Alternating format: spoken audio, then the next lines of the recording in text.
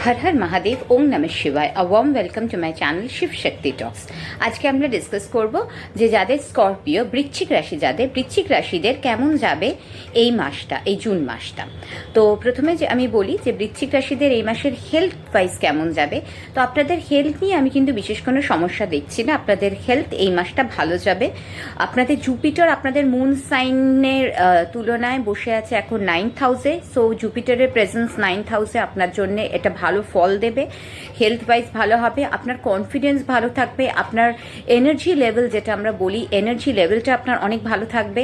আপনি মানে অনেক আপনার মধ্যে যে একটা ভালো মানে পজিটিভ ঊর্জা থাকবে এই মাসটা। আর আরেকটা হচ্ছে আপনার যে স্যাটার্ন, এখন আপনার স্যাটার্ন বসে আছে আপনার 5th হাউসে, আর আপনার রাহু বসে আছে আপনার 4th হাউসে, যেটা আপনার হয়তো কিছু মানে কমফর্ট রিলেটেড কিছু প্রবলেম দিতে পারে, মানে যেরকম ধরুন ঘুমের কিছু প্রবলেমস আপনাকে দিতে পারে, আর একটু সামান্য ডাইজেশন রিলেটেড ইস্যুস। তো এইটা নিয়ে খুব একটা সেরকম চিন্তার নেই। সো ডাইজেশনের জন্য আমি আপনাকে একটাই বলবো যে একটু টাইমে আপনারা খাওয়া দাওয়াটা করুন, আর বাইরের খাওয়াটা অ্যাভয়েড করুন, তাহলে আপনারা ডাইজেশন ইস্যুটাকে আপনি ওভারকাম করতে পারবেন।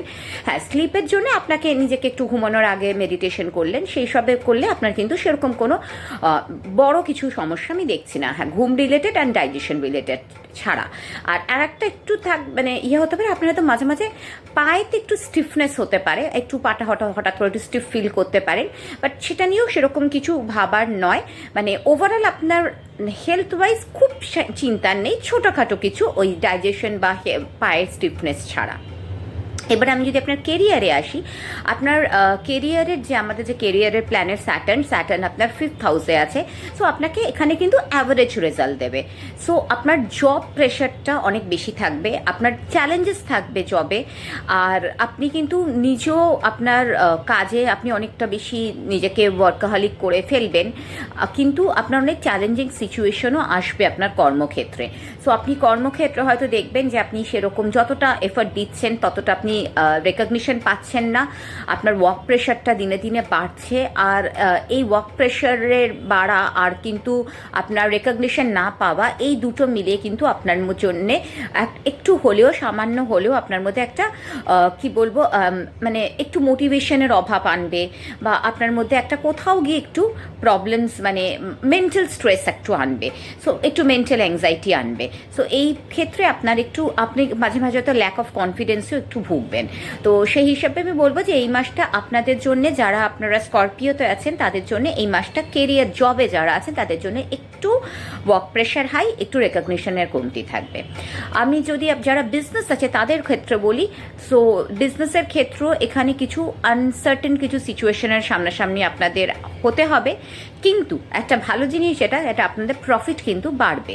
সো যারা বিজনেস, আপনারা যদি ভাবেন যে আপনারা কোনো বিজনেস লাইন চেঞ্জ করার কথা ভাবছিলেন বা কোনো নতুন বিজনেস ডিল ক্র্যাক করার কথা ভাবছিলেন, তো এটা আপনাদের জন্য ভালো সময়। কিন্তু আমি আপনাদেরকে অ্যাডভাইস দেবো যে আপনারা চেষ্টা করুন নিজেদের স্কিলকে আরও ডেভেলপ করতে। যারা বিজনেসে আছেন বা জবেই আছেন, আপনার স্কিলটা যতটা ডেভেলপ করবেন আপনারা ততটাই কিন্তু নিজের কম্পিটিটরসদের থেকে বেটার পজিশনে থাকবেন।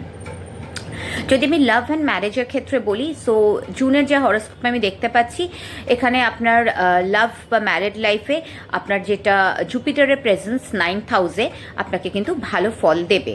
সো হ্যাঁ, আপনার হয়তো কিছু ছোটোখাটো প্রবলেমস হতে পারে, বাট আপনার কিন্তু লাভ লাইফে আমরা যে চার্মটা বলি সেই চার্মটা কিন্তু আপনাদের থাকবে।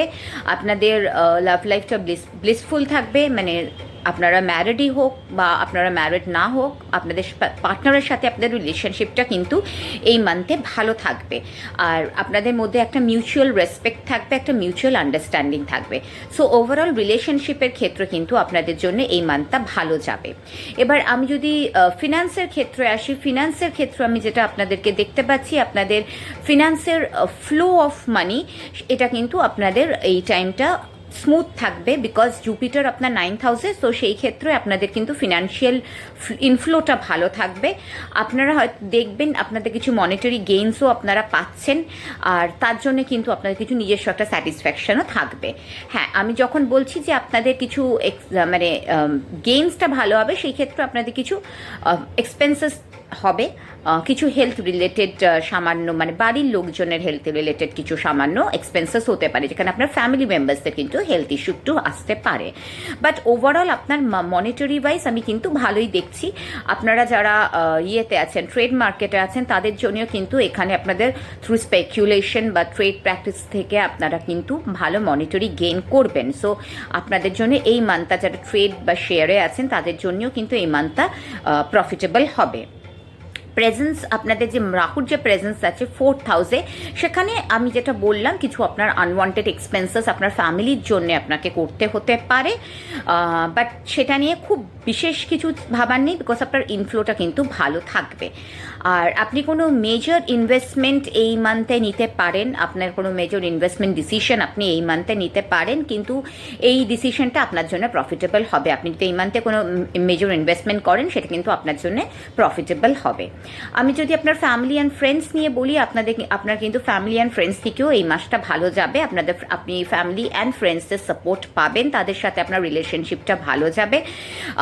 আপনার যে হ্যাপিনেস আমরা দেখছি খুঁজি ফ্যামিলি লাইফে, সেটাও কিন্তু আপনার মধ্যে আপনার এই ফ্যামিলি লাইফে এই মাসটা থাকবে।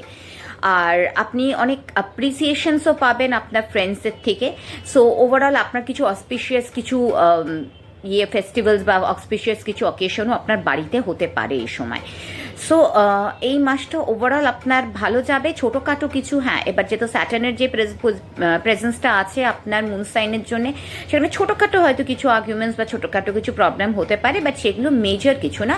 ওভারঅল আপনার জন্য কিন্তু মেজরলি আমি যদি বলি আপনার ওভারঅল ভালো আছে।